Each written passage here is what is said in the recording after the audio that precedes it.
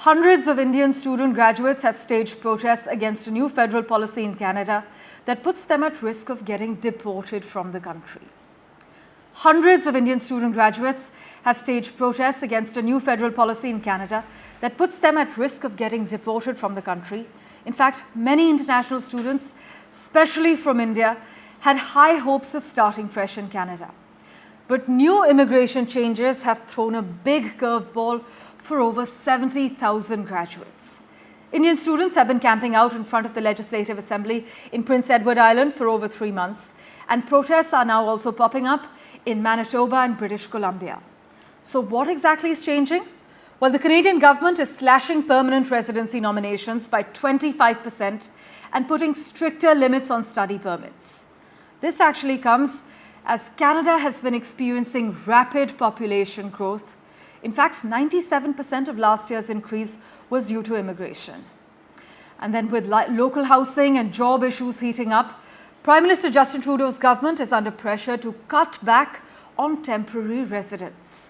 Plus, they're rolling back their 2022 decision to expand temporary foreign worker permits, as we've extensively reported as well. These permits are meant to help fill short-term labor gaps, but now there's a new focus on reducing the influx. Canada is cutting back on temporary foreign workers, reversing a 2022 expansion, and this program, which actually helps fill short-term labor gaps, will see fewer permits issued now, because in 2023, Canada granted about 183,800 temporary foreign worker permits, which was an 88% jump from 2019.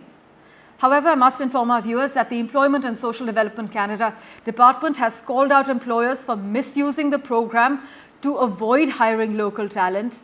But these new rules will now deny work permits in these areas where unemployment is 6% or higher, though there are exemptions for key sectors like agriculture, food processing, construction and healthcare. Listen in to what Justin Trudeau had to say. This fall, we'll be presenting for the first time an immigration's levels plan that doesn't just talk about permanent residents, but also talks about temporary residents, whether it's foreign workers or others. And we're making sure that the entire package makes as much sense as possible for the needs of Canadians and for the needs of our economy.